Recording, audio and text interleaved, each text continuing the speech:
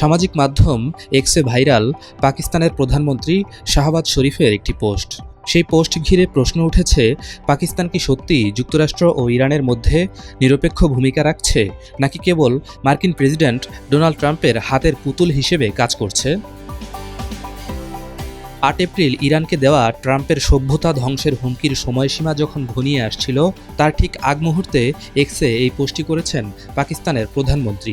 এতে লেখা ছিল, মধ্যপ্রাচ্যে চলা যুদ্ধ থামাতে কূটনৈতিক প্রচেষ্টা জোরালোভাবে এগিয়ে চলছে। আমি ডোনাল্ড ট্রাম্পকে আন্তরিকভাবে অনুরোধ জানাই, তিনি যেন সময়সীমা আরও 2 সপ্তাহ বাড়ান। পাকিস্তান আন্তরিকতার সঙ্গে ইরানের ভাইদের প্রতি আহ্বান জানাচ্ছে, তারা যেন সদিচ্ছার নিদর্শন হিসেবে একই সময়ের জন্য অর্থাৎ 2 সপ্তাহের জন্য হরমুজ প্রণালী খুলে দেয়। শাহবাজের এই পোস্টের পরই মার্কিন প্রেসিডেন্ট ডোনাল্ড ট্রাম্প ট্রুথ সোশ্যালে 2 সপ্তাহের যুদ্ধবিরতি ঘোষণা করেন।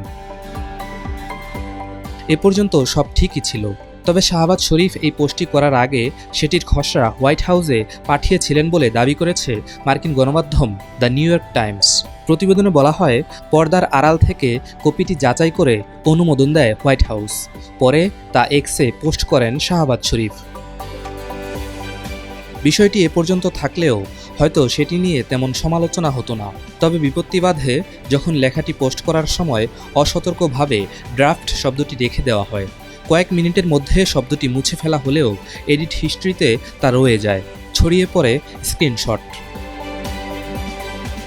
শাহবাজ শরীফের ওই পোস্টটি ট্রাম্প নিজে লিখে দিয়েছেন কিনা এমন প্রশ্নের জবাবে হোয়াইট হাউসের এক কর্মকর্তা নিউ ইয়র্ক টাইমসকে জানিয়েছেন, ট্রাম্প সেটি লিখে দেননি। আর এ বিষয়ে মন্তব্যের অনুরোধে তাৎক্ষণিকভাবে কোনো সাড়া দেয়নি পাকিস্তানি দূতাবাস।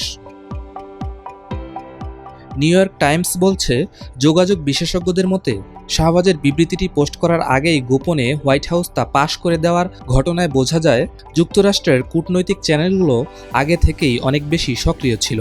সেই সঙ্গে এই কাণ্ডে আরও প্রমাণিত হয়, ওয়াশিংটন এই যুদ্ধবিরতির জন্য এতদিন মুখিয়ে ছিল। শাহবাজকে শুধু একটি মাধ্যম হিসেবে ব্যবহার করেছেন ট্রাম্প।